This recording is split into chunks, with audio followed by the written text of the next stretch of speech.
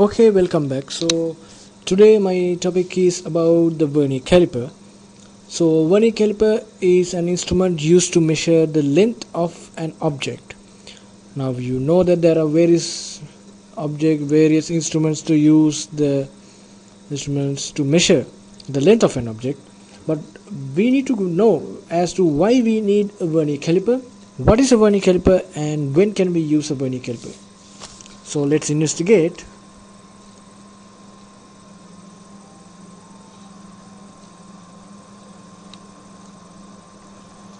So Vernier Caliper, like the micrometer screw gauge, is an instrument used to take measurements within 0.001 of an inch or 0.02 of a millimeter, or in other words it's used to make very precise measurements. Now if you want to measure the width of a coin, for example, or even the length of a coin, you know that you can measure it using a meter scale. But what actually happens is that the minimum measurement that you can take from the meter scale is to the millimeters. Say the width is 4.1 centimeters, or the width is 6.2 centimeters. The maximum measurement is something between 1 and 10 millimeters. But if you want to go even further and to reduce the percentage error when measuring the length or the width, what you do is you have to go to an instrument like the Vernier Caliper or a micrometer screw gauge.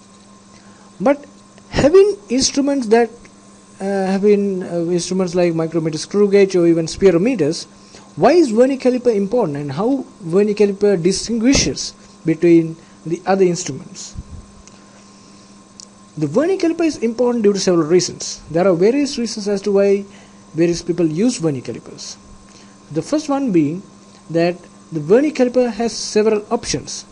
That is, you will learn in the next few slides, in the next few minutes in the video, that the Vernier Caliper has these jaws, which are the outer jaws, the inner jaws, and the depth rod. With the outer jaws, you can measure the outer diameter of any object, and with the inner jaws you can measure the inner diameter or inner width of an object, and with the depth rod you can measure the depth of an object. So those options are only available if you use a Vernier Caliper. However, there also exist some disadvantages of using a Vernier Caliper.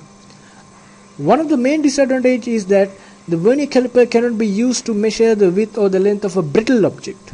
For example, if you are measuring the width of a rubber sheet or a rubber small strip, you can measure using the Vernier Caliper because the pressure exerted on the rubber strip with this Vernier Caliper is so high that it might break. So you have to go to options like the micrometer screw gauge or the spirometer. So that's just a brief introduction about the Vernier Caliper. So let's investigate the parts of a Vernier Caliper. So there are several parts that you need to understand about the function of a Vernier Caliper and which parts are necessary to make measurements. The first part I will need to focus is on the outer jaws. So outer jaws are needed to make external measurements or for external measurements. Inner jaws are necessary to make internal measurements. So both the outer jaws and the inner jaws have two types of types of jaws, which are the fixed jaw and the movable jaw. The fixed jaw is connected to this main scale or the meter scale, and the movable jaw is movable. When you rotate this fine adjustment screw in this direction, the movable scale moves in this direction, and when you make the fine adjustment screw to rotate in this direction, the movable jaw moves in this direction. So you can measure, you can take this movable jaw in this direction or either in this direction, and you can adjust it according to the width you need. And the lock is used to keep this movable jaw intact. Sometimes when it is used over and over again, the fine adjustment screw may not work as you need. Sometimes it may work automatically. Sometimes it might just like vibrating. It's just a small distance it might go without your notice. So a lock is used for that purpose, to keep in just like a solid at that place you need. Most of these vernier calipers are not equipped with the lock, but if you have a lock, it's much better. And this is the vernier scale, and this is the meter scale. So I'll explain to you about the meter scale and the vernier scale in the middle of this video. And this is the depth rod used to measure the depth of something. For example, you can measure the depth of a test tube or the depth of some object using this depth rod. So I'll explain the functions of these individual parts as we proceed through this video. So before examining as to how we can take a measurement, there are special definitions on caliper measurements. So let's investigate what are those. So when you are taking a caliper measurement, you need to first identify what is the least count of a measurement. The least count refers to the smallest distance that can be measured using the caliper, using an instrument, and in this case the caliper. So why is least count necessary? Now you know that the caliper has both a main scale and a vernier scale. However, the main scale is not always coincide with the vernier scale. As you proceed through the concept of least count, you will know that what is the relationship between the main scale and the vernier scale. So the least count is necessary to get a relationship between the length of one main scale division and the length of one vernier scale division. So MSD and VSD will be used by me throughout this video as an abbreviation. So MSD is the main scale division and VSD is the vernier scale division. So the least count is described or defined as the difference between one main scale division and one vernier scale division.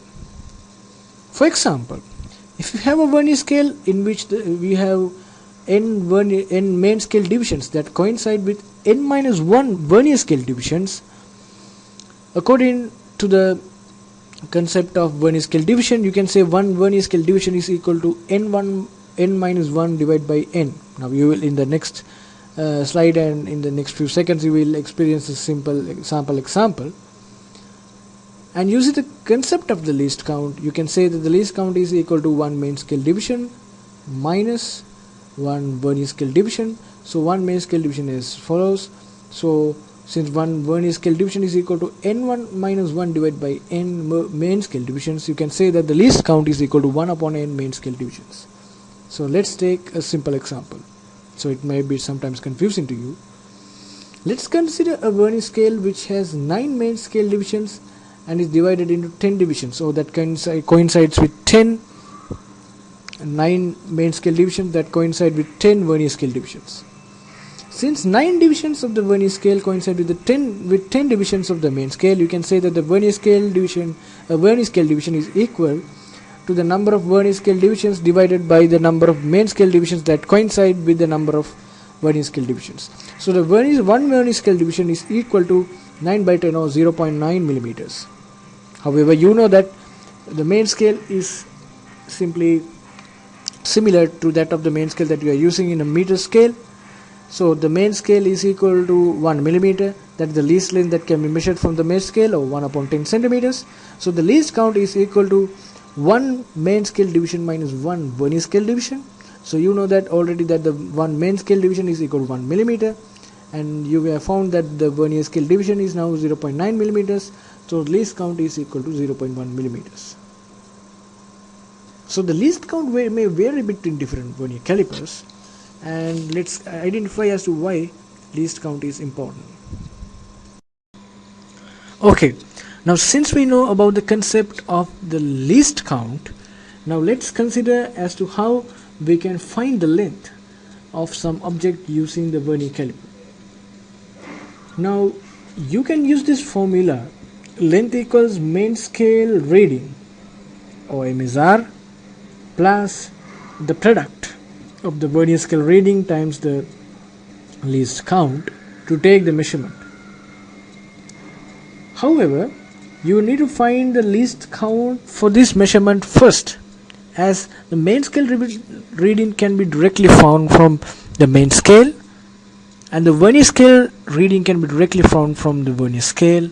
However, you need to find the least count for any measurement, or least count for this vernier caliper.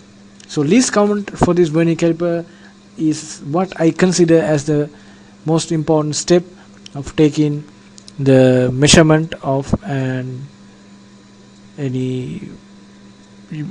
object, right? So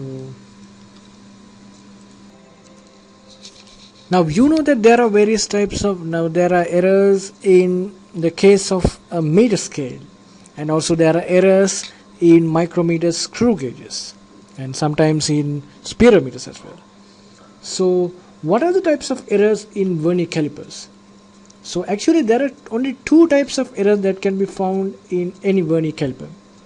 Those are the positive zero error and the negative zero error.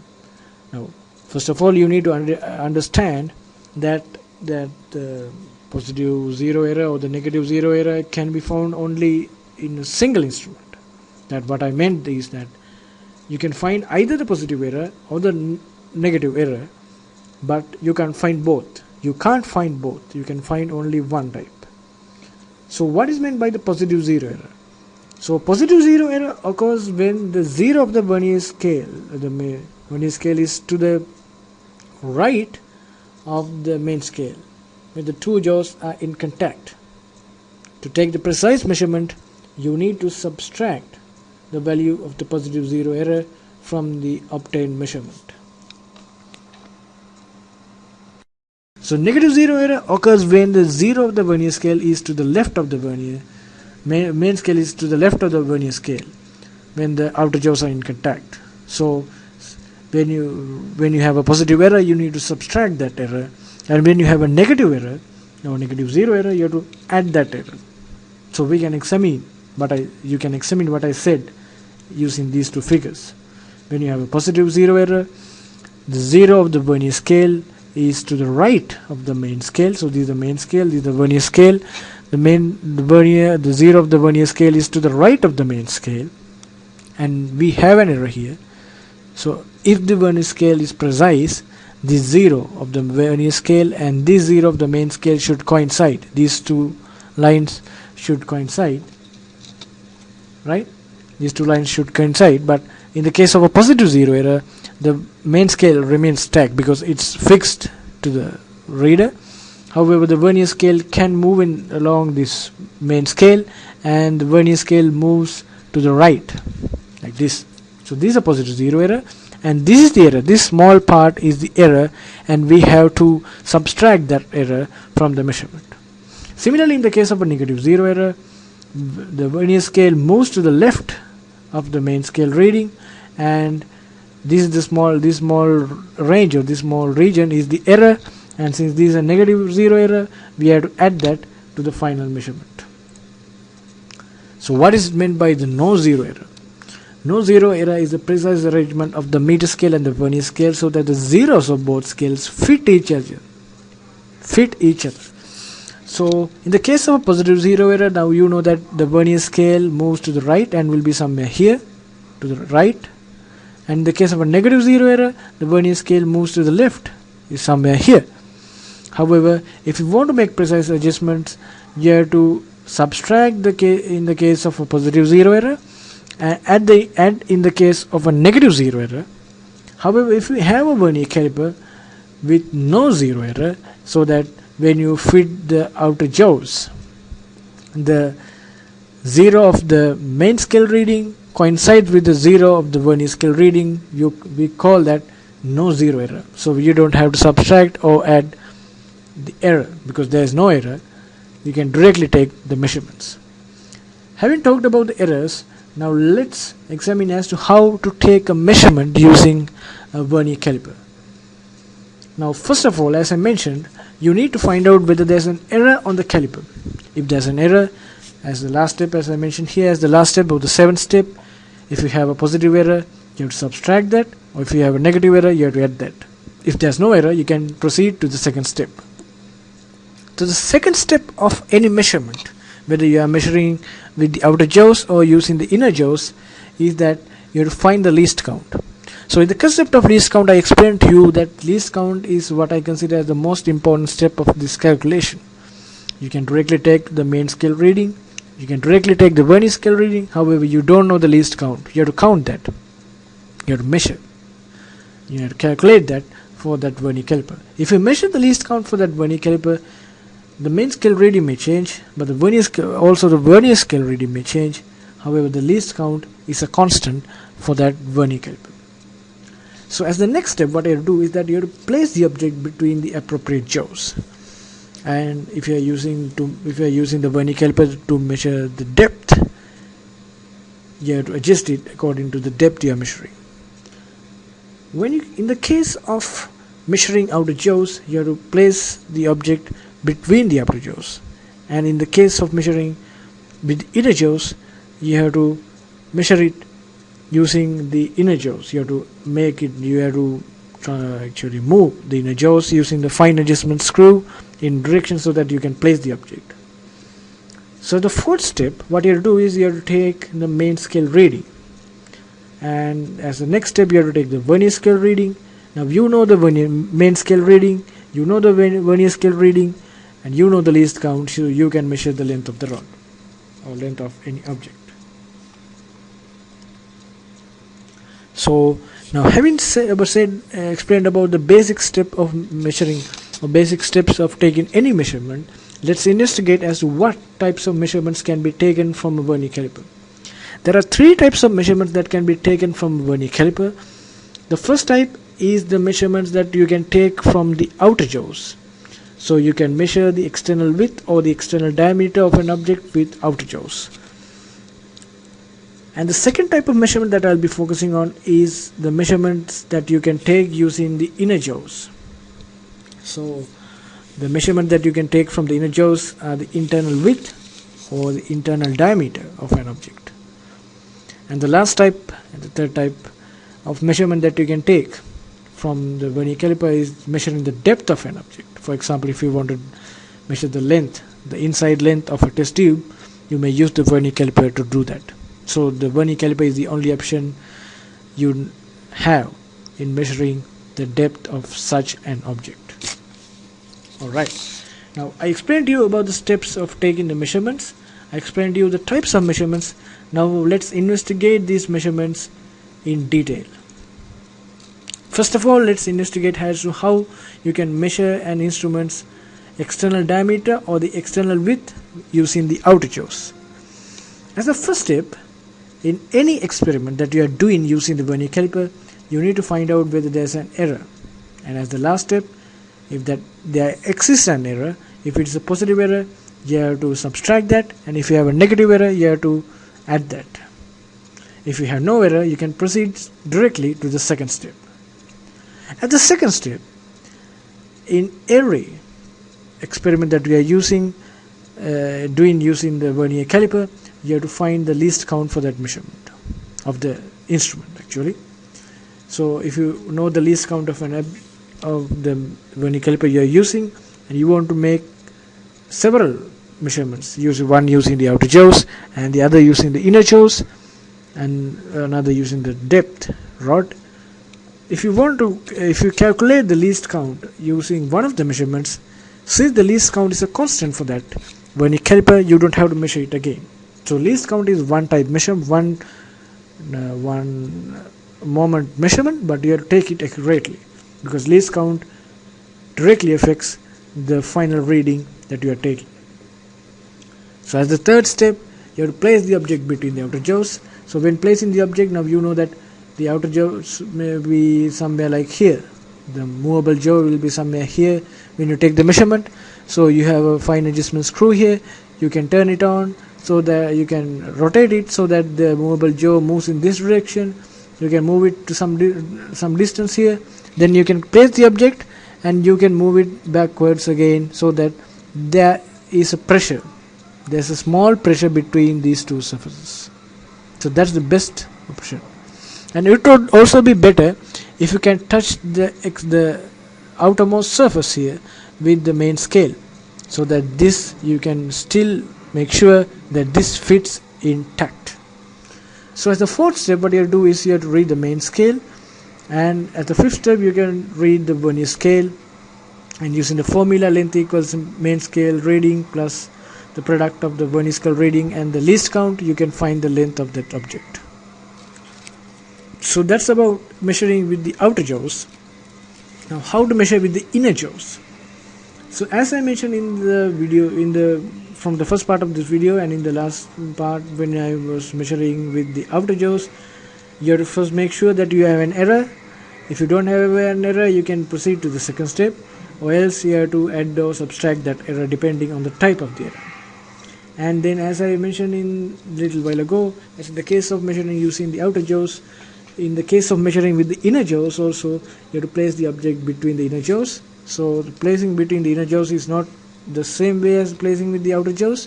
What you have to do here is that you just have to make sure that you have the object somewhere, the movable jaw of the inner jaw here, and you can place the object and you can move the inner jaw so that this vertical part of the inner jaw is in direct contact with the other end of the inner part of that surface or of that object.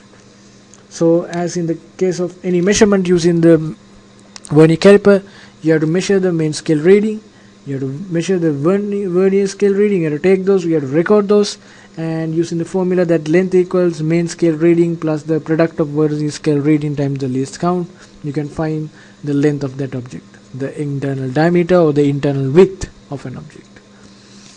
So as the last measurement that you can take using the vernier caliper, you can measure the depth of a rod using the depth rod. You measure the depth. For example, if you are measuring the depth of a test tube or something like that, what you can do is that you can repeat the steps. You can find the error, you can find the least count. What you have to do is that, now this is the vernier caliper I am talking about, and this is the depth rod. Now what actually happens is that when you rotate the fixed adjustment screw, right, fine adjustment screw, what actually happens is that along with the movable jaw, the depth rod also moves in this direction,